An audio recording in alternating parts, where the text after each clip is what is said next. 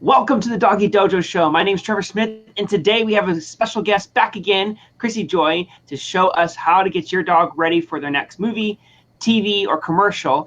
And she's going to show us, actually demonstrate to us, some games and some training that you can do with your dog to get them ready for their first debut on whatever media event that you're going to be doing.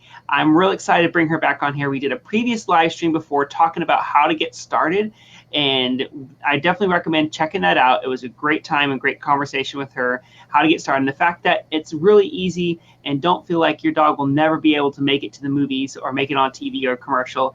There's some simple things that you can do with your dog, get started today, and have some fun with them and get them ready for that phone call that they're going to get for their next event. So without further ado, let me go ahead and bring back Chrissy. Hey, how's it going? I'm good. How are you? Doing so good. It's so great to have you back. Thanks for joining us again, and also thank you for bringing all this stuff and bringing us into your wonderful, beautiful facility. Your place looks amazing. Thank you. We're actually live right here at BFF Pet Services, located south of DC. So from Texas to DC, we're having a great time on air today right now. Yes. And feel free to check out that Facebook page. We got a lot of cool things going on. But we're here live today in our facility. And I have good Beasley here, just as you saw us last time. If you don't remember last time, we totally bombed in on his nap time. So today he's going to be a little... He's going to be a little more active today. Yes, he is. Well, Beasley, thank you for joining us today as well. We really appreciate you and your star talent as well on here. So, well, Chrissy, just to give just a little introduction to you, you've done a lot of work both as a human actress and also in the dog world, and you actually won the trick competition. You're a trick champion, so that was really cool to see that as well. So you have a lot of experience on helping your dog know how to do certain tricks, but also having your dog be able to look awesome on camera. So go ahead and feel free. I'm gonna let you just take us away into your world of the star talent that you are. So, well, first I want to preface that what we're doing today, everybody can be a part of with your dog. Different ages, sizes, breeds, colors, disabilities, you're all involved. So today is kind of about the meat and potatoes of what you would need to work on set with your dog. Basically, the bread and butter of what you would need to know. So I'm here today. I've done a lot of acting for TV and film and had a great time working in New York City on some popular networks. And on top of that, I love to do animal training. So I got Beasley here as a rescue. And since then, I've been working here at BFF Pet Services. We got really involved into trick training, and now we are the National Stunt Dog Champions of 2018. With all that being said, I kind of merged the acting world and the dog training world into one central roster of dogs called the Bonafide Talent Group.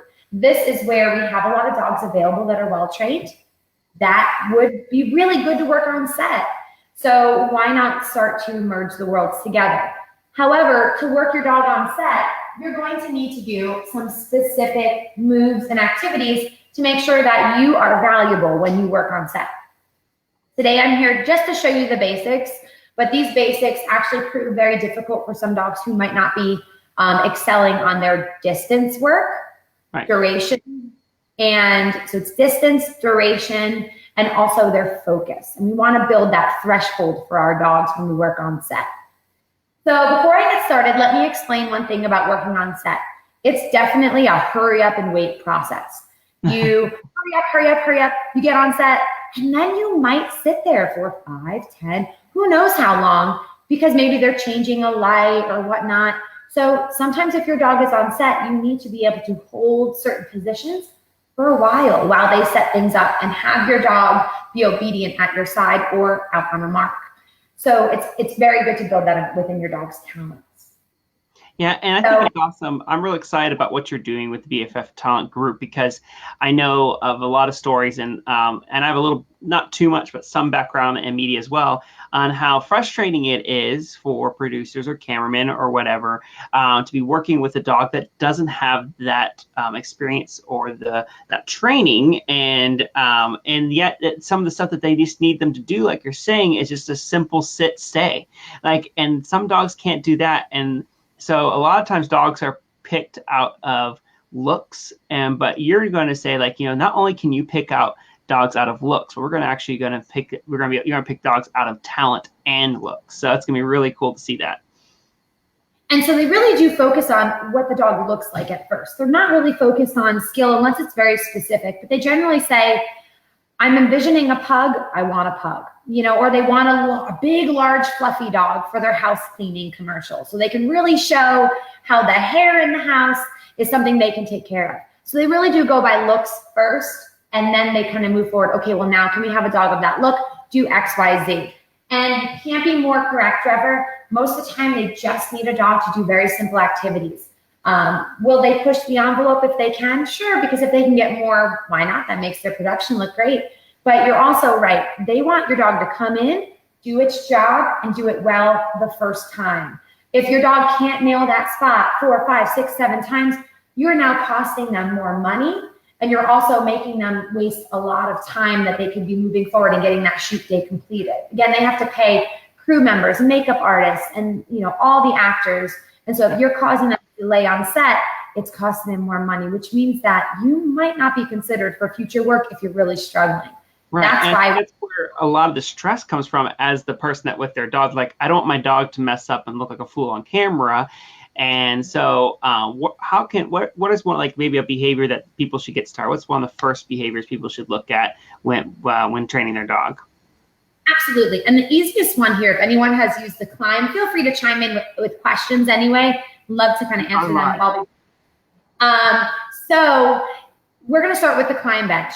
Here we go. So what I'm going to do is I'm simply going to ask my dog to go to a climb bench, which is the same as mimicking go to a mark. Let me call Beasley. Come. Good boy. Now, Beasley's a very seasoned dog at going to a mark. So I simply will say, go place. And again, you might use go to your spot, go to the table, go to a mark. I say place. And I use place for any location I want him to go to. Let's say he never knew how to go place and you're starting from scratch. How would you teach that? It starts here. First of all, I can create a lot of distance. Good job. And go place. Because we're used to this activity. If your dog has never done this before, you're going to break that distance down and you're going to start a lot closer.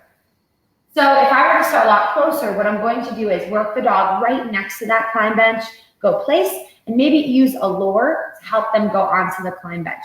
Once they're on that climb bench, I'm going to say, good place, and make sure I reward that behavior. I'll give you an example. Good play. Up. Good. Place. Yes, good place.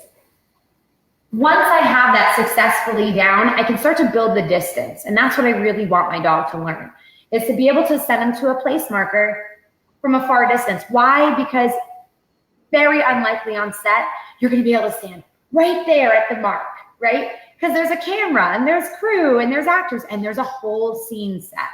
So if I'm stepping back because it's a commercial, I might have to be behind the camera during this time, meaning I'm going to need at least a 6-foot distance, at least. Let me show you here. You can still see me. Make sure I'm set out. Ready? Go place. Good place. Another last thing I want to note, please go in and reward your dog. Because if your dog is just expectant to get off that marker to come get a treat from you, you're kind of eliminating the whole purpose of why the place is important. And that's where the jackpot comes from. You want your dog to be like, well, I'll sit here all day, because that's where the treats are coming. And that's where that jackpot occurs. So I want him to hold that place. I go in and pay him, and they'll say things such as, cut, meaning we finished our scene. I'll go in and pay him. But I won't take him off his spot, because they might say, Back to one, or shooting again. Back to one means go to your first position. So if he needs to step off, get a drink, that's fine. But as soon as they call back to one, we got to be right where he needs to be to do his work. So back to one. Yeah.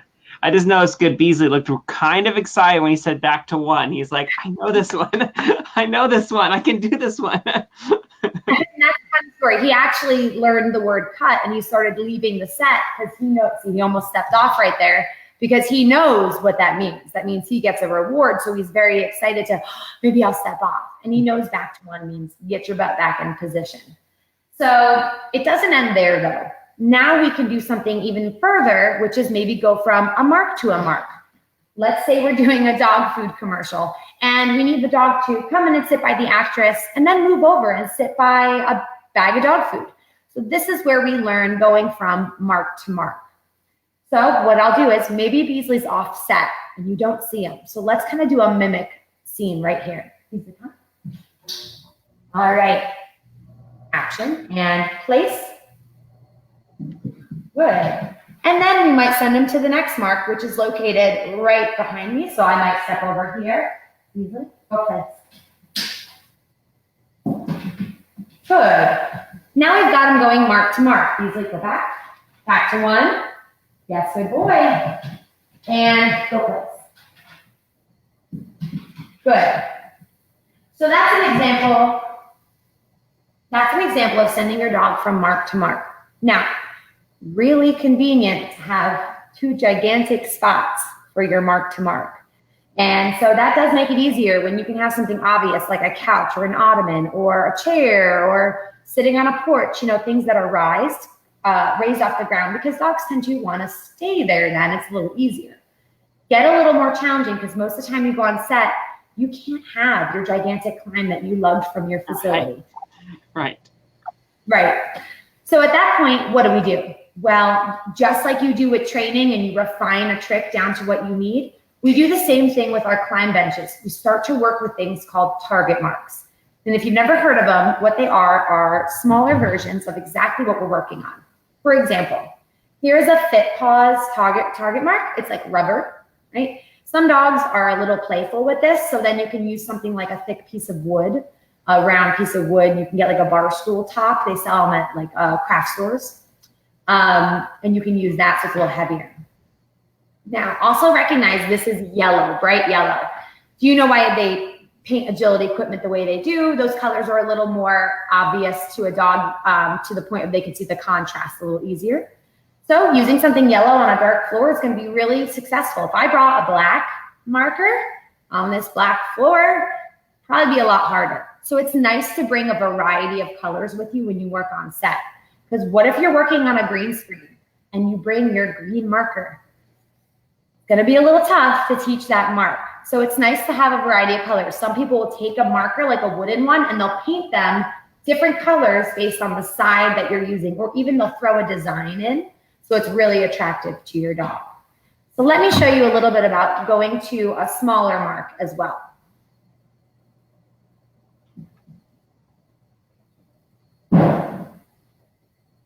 Okay, so I'm going to grab my target mark here. I'm not going to associate him with it. I'm simply going to place it on the set because sometimes you don't have time to associate your dog with it until you bring your dog out to do the performance. Okay? Yeah, I'm going to place it right here. I'm in my fancy socks, so apologize, but they're so comfortable. Who doesn't train with socks sometimes? So we thank you for commenting down below. This is exactly what we're working on. She's actually going to show us right now how to fade the table away. Yeah. So I have the table, and that's a good question. I just took it away. So how would you fade that out? Well, the legs of the climb come off, right? So now we could drop the legs off and maybe just work it with it flat on the floor and then have the dog go mark to mark.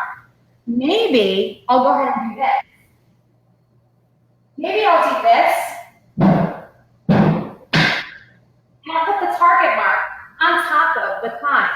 Therefore, the dog now associates both items as being the mark. And then maybe I'll take the legs off the climb and then eventually I can just take away that climb bench. Let me show you without it.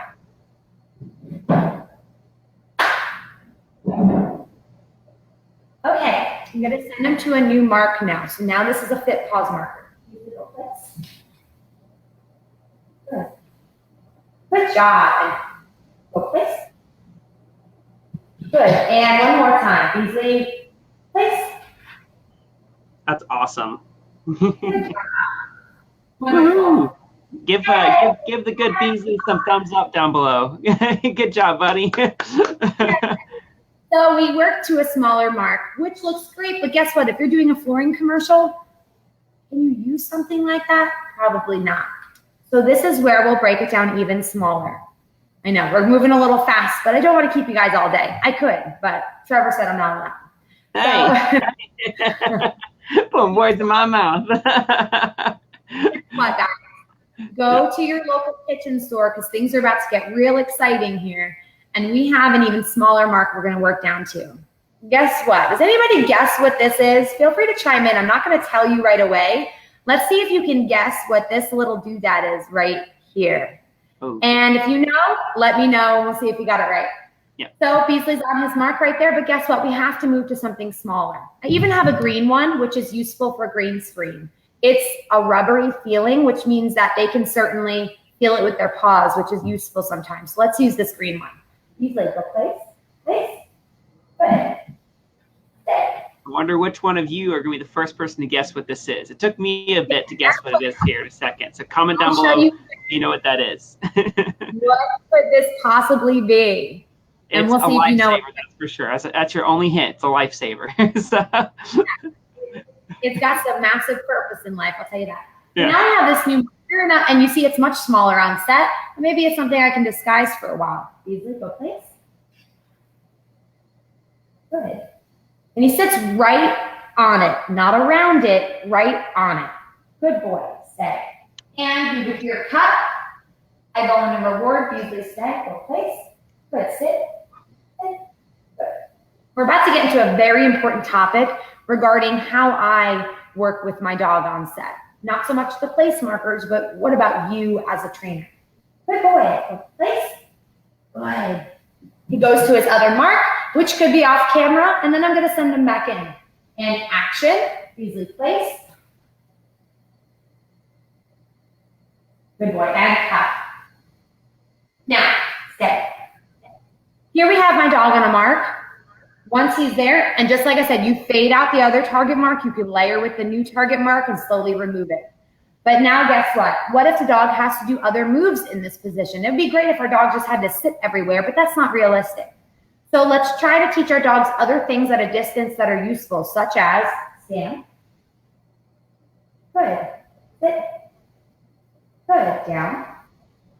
Now, I have a wonderful down with my dog right now, but let's say we're doing a commercial where the dog looks like he's resting. So teach something useful to your dog, such as a head down. Head down.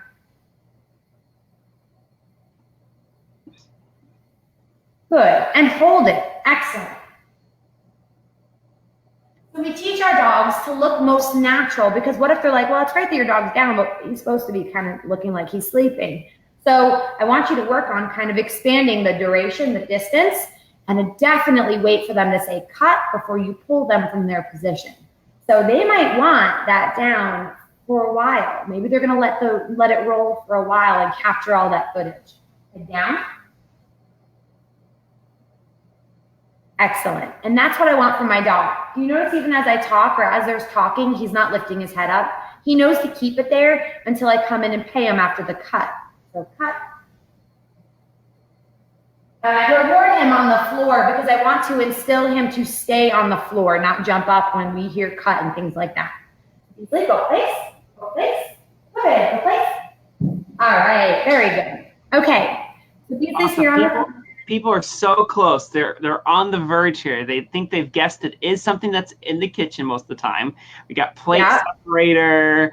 We got a silicone mat, non-slip silicone mat. It's close. And then it goes in the silverware drawer. Oh, it does go in one of the drawers in your household. It is in the kitchen. It's so close. Why would it be round? I know we're so close. You guys are doing great. Keep guessing, guys. I think you guys almost got it. Another hint. So if you're struggling with something and you need an extra grip, This is what you use it for. Too easy. I know, too easy of a hint, huh? Oh, well, I mean, we had some good time guessing though. There's a lot of uses that I think the people are right. It's There it is. Someone got it. Drawer opener. Oh, you got it. Janine Katz, you got it. Nice job. You can buy like an 8-pack off of Amazon for like $4. So I really suggest you use these and start getting your dog used to things. In the end, we'll work down to something very fancy called masking tape. So now when you go on set, they'll say we can't have any of those items, but we certainly can put a little mark down for you on the floor. So I have a little X of tape here I'm going to place on the floor. All right, so I remove the marker, and I'm going to place him on this new spot. Yes, good boy. Excellent. And guess what? We'll work down to even the size of a penny to make sure that we really do send him to a correct mark. Now let me give you an example of conditioning your dog off of a mark completely.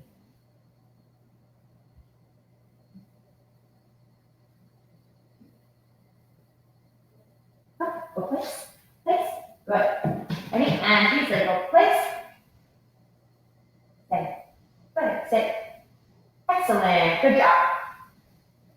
Good. Now,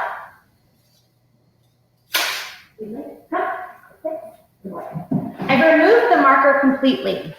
Let me see if I can get him to sit next to the climb bench with no marker at all.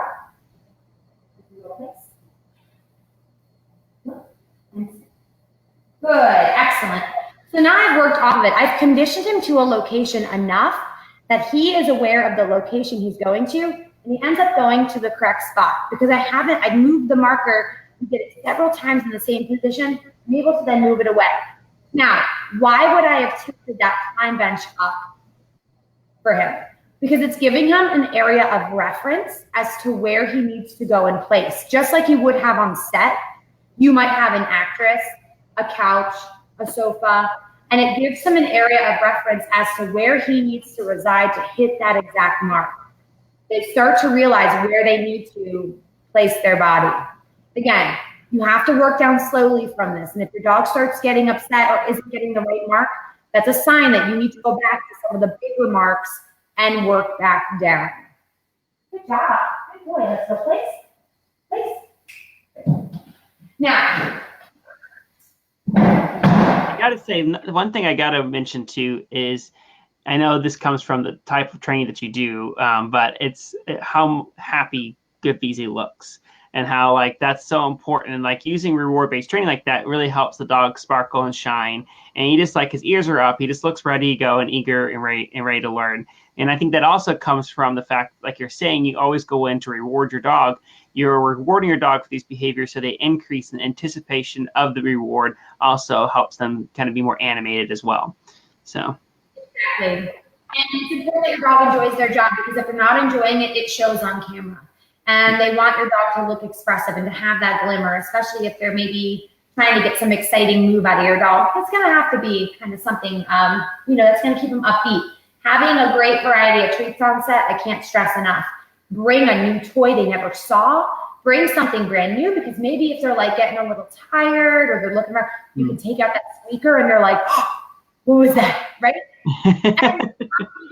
And we've got 10 more minutes, right? So you can gain kind of that energy back from your dog when they're like, well, we've just been doing this all day, So yeah, and that's the whole hurry up and wait you were talking about earlier. That a lot of times that is one of the challenges is the fact that it is usually long days for the dog, and you need to find those times when your dog can rest to rest them, and then bring the things they need that will help them rejuvenate them and have them be happy and excited and loving the experience instead of dreading the experience. So, and quality over quantity. If you're training for going on set, I want you to do short and very positive training instead of 30, 40, 50 minutes where they're like, every time you grab your training couch, they're like, they don't want to be a part of it.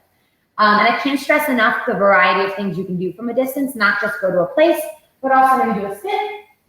Good job. How about, are you shy? Good. How about a sit to a stand? Good job. And having those varieties, because they might have your dog do a couple things. Well, we like that, but we want to try a stand now. So make sure you can offer that with your dog at a distance. I can't stress enough the distance. Yes. Now, also what's important is what if your dog doesn't exactly hit a mark, is maybe teach them a little bit of movements, such as backing up. This is more advanced, but such as backing up and lateral movements. And when I say lateral, I mean being able to shift your dog left and right until they're right where they need to be. Because sometimes that saves you a lot of time if you don't have to go in on set and finagle and push them or get them in a spot. Because a lot of times if you start trying to put your dog in a spot, does anyone have the problems where then their dog really doesn't want to do it, right? So by offering some lateral movements and backward and making them a little more adjustable, you can really then finesse them on set and then still move forward with, okay, and you can roll now. So I'll give you a little example of that. Okay, ready, Beans? Come.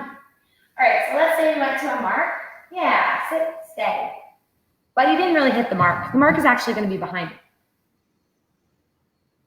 Good, stay. He goes, Mom, I know I'm not supposed to be here. So I go stand, put back, back, back. Where's the mark? Go back. Yes. Good. And look here, he's a little to the right too much. So move over. Good, stay. Back, back, back. Good, stand. Good. And I'm able to adjust him to get him right where I need to be. Can I have you back? Easily back, back, back. Yes, stay. Can you step? Stay. And maybe you can get your dog to back up and come up to a mark. Sometimes they need to work from the back of the set all the way up to a close-up right at the camera. So having your dog be adjustable is very important. Now, granted, these are advanced moves. Start small, of course. Cool. Now, and then, do you have any tips to start off backup training? Like, what did you find was one of your favorite backup training? And I also want to respect your time as well, because I know we're about half an hour in, and if anybody has any questions, go ahead and comment them down below. But my question is, what do you like to do to start teaching a backup? Not a problem at all, and I have time. So as long as the guests are happy, then we're good to go. I'll show you how I did backup with Beasley, because I like a straight backup. I don't want to have like a lot of finagling where they're moving left and right, or they're just not really doing a true straight backup. So I'm going to go take a step to the back of our room here and show you how I work that. What I do is I'll actually line my dog up on a left-sided heel against the wall, and we'll work on backing up with the wall, using that as a guide.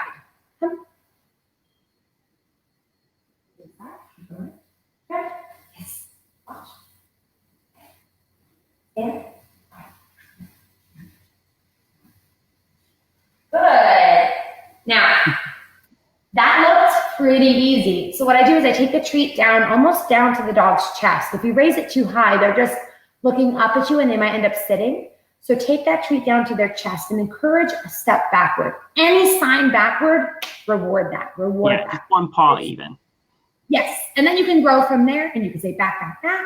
And then if I'm doing a back from the front, I might then do the same activity from the front where I take Beasley here and I say back, back, good back, good back. Yes, good back, good boy. And again, good back. Follow up with the word you're trying to really instill in their mind. That way it really becomes solid for their memory of vocabulary and the sound of the word that you're using. This is a very important topic that I want to go over for you guys as well. Does anybody have any questions before we get started on this next part? I don't see any questions. I know you. One thing that your wonderful friend George, she was talking about how you guys are going to be hosting a stunt dog trial next month. Yes, I'm so excited. We are here at BFF going to be holding a stunt dog trial, and I'm also traveling around and doing stunt dog champion workshops for people interested in maybe getting ready for TriDex next year, or wanting to learn more about stunt dog, or how to present yourself when you're doing performances with your dog, even in front of judges or a live audience. So there's a lot of useful things you can learn from those as well. We're very excited about the trial. It's going to be great. It's going to be the first time that we've held one here at BFF, but it's going to take people all the way through the levels, even up to champion. So it's very exciting. That's awesome. Cool. Great. So you've heard me talk to my dog the whole time. Pretty convenient, right? I could just go on set and talk to my dog. That's so easy. But let's think realistically. There's usually an actress or someone speaking. And if someone's saying, welcome to this wonderful pet store where you can save 50% off on all items. And I'm in the background going, stay, Beasley, stay. That's not going to go too well in the commercial. So my next topic here is nonverbal cues. And I can't stress that enough. You run into the risk on set of only being able to use nonverbal cues. If they have actors talking or they're playing music or sound or anything of that sort, you need to be able to work your dog without saying a word. And it makes you a little more theatrical because what you can do up close with your dog, at a distance, you need to be a little bigger with your movements to be that much clearer. I'll give you an example. Make sure you can see him if I put it there, and we'll go on. Okay. So I've got some markers set out, and I'm going to send him to a mark to another mark using nothing but nonverbal cues. So if they're saying they're rolling sound, which means that they're capturing audio, they can't be capturing me. So I need to be quiet. So what I can do is I would set my dog up maybe in summer. Sit. Good boy, sit. All right. And they're going to say we're rolling sound, and I'm going to step over here. And I'm going to send my dog to the mark that you see on the left of the screen. I believe I'm going to have it backwards. And that's okay. So we didn't get it right off the bat. So what do? They're going to say, cut, please go back to 1, and then we'll reset the dog. Right. And we're going to roll sound and action. He's like, I'm confused. So I'll give you a cue at why, and this actually brings up another topic. He's getting confused with my motion. And this is because I use angles to my advantage. If I'm going to send him to a marker here, it's on a bit. If I'm going to send him to a marker here, I'm not going to position myself away behind him, right here. I'm going to position myself on the side where the marker is. So he has a natural inclination to come towards me instead of away from me. Dogs sometimes really struggle with going away from their owners. So let me show you the example nonverbal.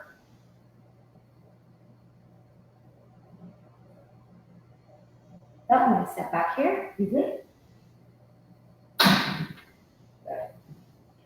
And cut. Do it one more time.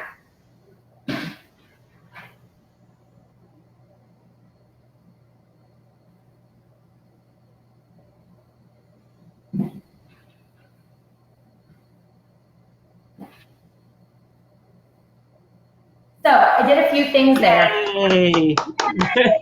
Good job. All right. Hearts for Beasley. Yay. Good job. Make sure to get some good hearts and likes down there. And if you want to check them out, also make sure check them out on facebook.com/goodbeasley. All right.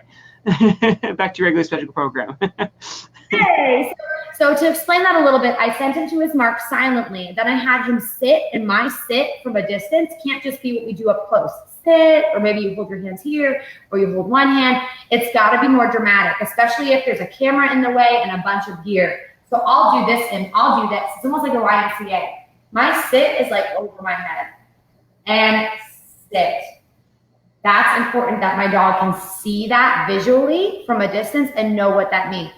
Then I asked him to stand. And if anybody caught me, I took my hands and I just brought it back. And to my dog, he knows that means to stand in a silent, nonverbal cue, body language. So I'll give you an example.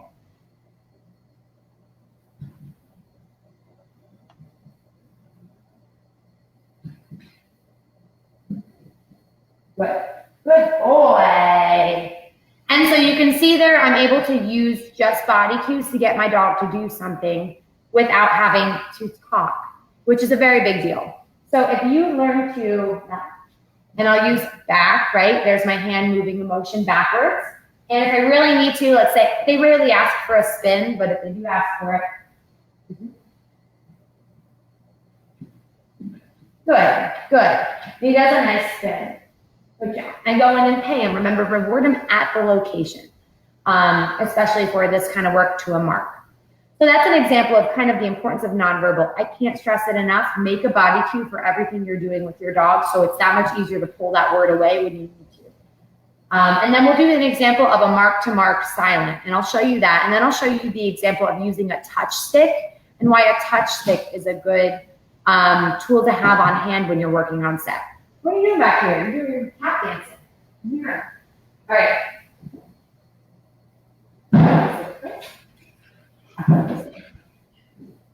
The good bees are like, Mom, are you acting right now, or what are you doing? You're talking to the camera and you're training me. What's going on here? I know. So how dogs react to this stuff. True. I can hear him. Usually I have to tell him to settle because you can hear his nails. He like tap dances on the climb bench when he's impatient, but he knows I'm talking to the camera, so he just tap dances. Tell him like, please, you have to settle. You have to settle. So I pay my dog again. That's a trick you're going to teach us, right? What'd you say? That's a future trick you're going to teach us, how to teach your dog how to do tap dancing. Totally. I'll go ahead and I'll show you that in the next one. No, not able to do it. Just kidding. So here we go with the nonverbal.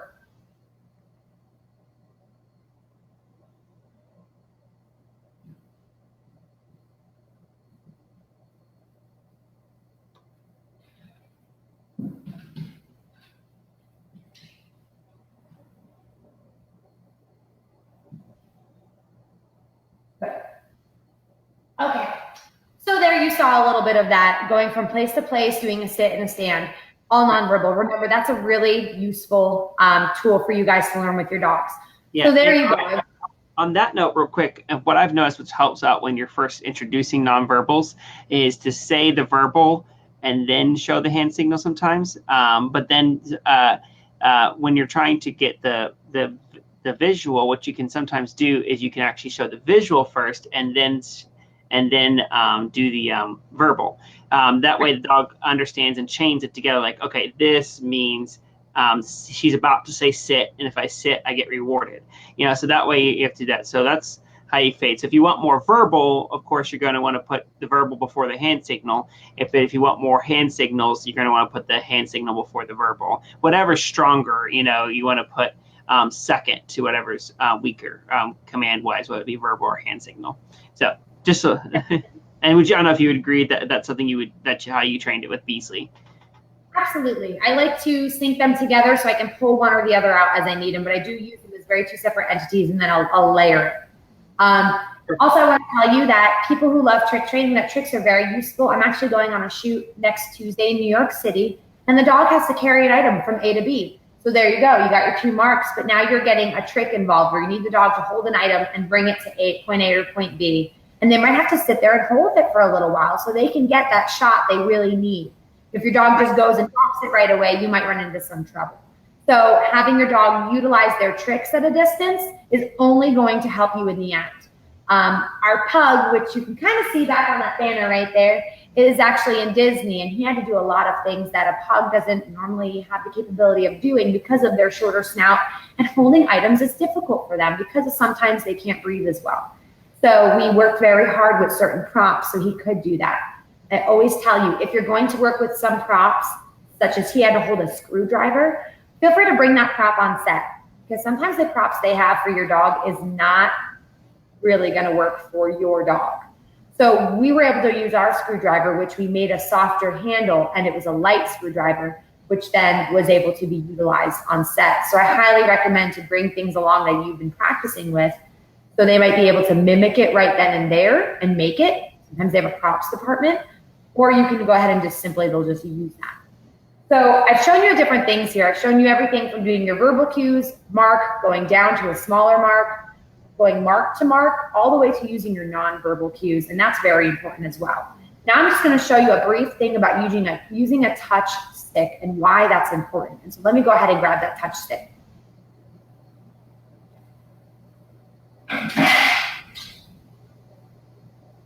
Okay, some of you horse people out there might recognize this. You may know what this is, but it might be. This is called a dressage whip. It's used in horse training. However, this offers a nice extension of your arm for doing work such as touch or maybe looking in a certain direction. If you've seen Beasley's Chewy commercial, he has to look in several different directions at once, like basically look, then look somewhere else. The touch stick can be very useful for teaching your dog to look in a direction and then reward that. Okay. All right, so we're going to put him here. And we're going to have Beasley look. Good. Good. Yes. So he's giving a little paw because he knows the difference between nose and touch. So what we'll do is sometimes I can capture my dog just looking in a direction and I'll tell him to stay there. So he keeps looking to the left or the right.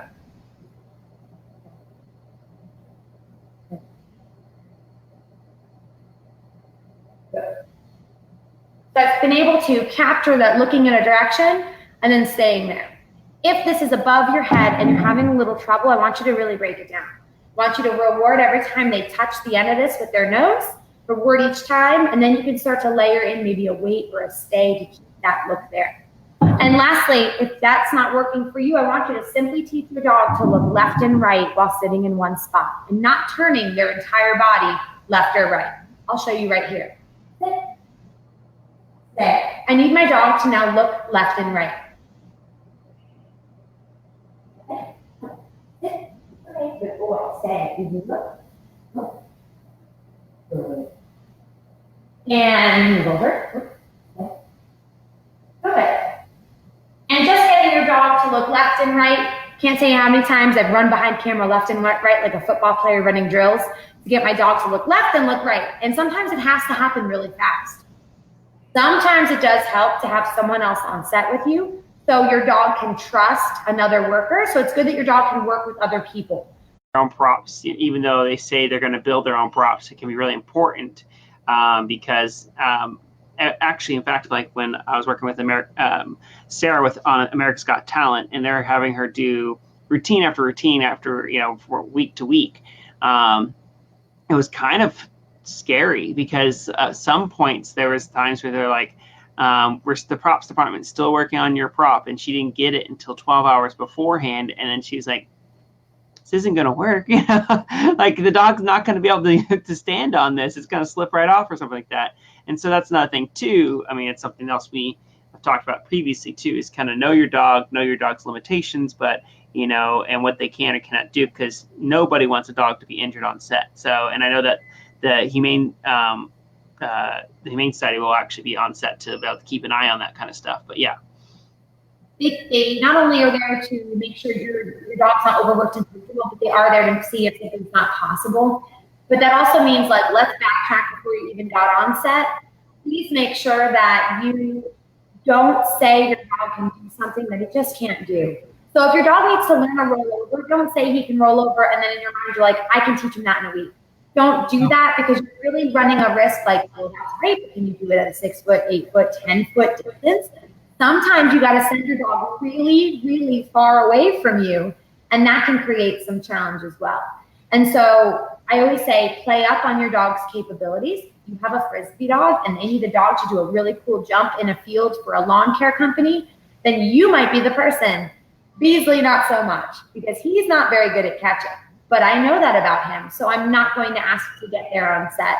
Even if the opportunity is very exciting, it's too much of a risk to not only yourself, but the talent group or the agency, and it all trickles down and affects everybody in the end. So right. That's why I say limitations, but also know your strengths too and play that up. For example, Beasley does a really good fake pee, so I can get him to hike his leg on pretty much anything. And that makes us very wanted for certain activities that need that specific direction to hike his leg up on things. So people like to use that on set sometimes. Yeah. Well, thank you so much for joining us today. Did you have any other things you wanted to show us real quick? Or no, I just want to let you guys know that I had a really great time, and to ask any questions if you have them, and hopefully we'll be back with more. Yes, and this is a live stream, and so those that are here live, thank you for joining us so much, you guys. It was so great to have you guys here, and thanks for participating in our little mini game that we had earlier with the with the jar opener. So that was a lot of fun. And then also, if you guys have questions, whether you're watching this live right now or watching it on replay, please do put them down below, both Chrissy and I will be here for you guys to answer any questions you guys might have. Chrissy, if people want to get to know more about you and what you're doing and your wonderful dog right there, how can they find out more information about you? Absolutely. Please feel free to follow us. He has his own page, Good Beasley. Like I said, you can reach out to me on Facebook, Chrissy Joy. And please follow the BFF Pet Services site, because that's where we show off a lot of the stuff we do through our BFF Pet Services, but mostly our showbiz ends up on the Bonafide Talent Group page. That's BFF Talent Group with the Facebook tag there. So feel free to follow us, ask your questions, and be on the lookout, because casting calls are coming, and we are looking forward to working with some of you in the future as well. Yeah, I'm so stoked that you're providing this great team and service to help support people in this venture, because it can be kind of scary and intimidating, because there's a lot that goes into movies and commercials and TV, and people don't feel a little nervous. But like you said before, it's not something to be really scared of. You do want to work with your dog, but they're here. Thank you for showing us these great tips just to get us started, and some basic behaviors. And those that love this and know somebody or would have any friends or family that would love to learn more about this or what goes behind the scenes when it comes to working with animals, please do share this broadcast. We do appreciate that, and like or comment down below. And thank you guys so much for joining us here on the Doggie Dojo show. As always, have some fun with your dogs, and we'll see y'all next time. Bye.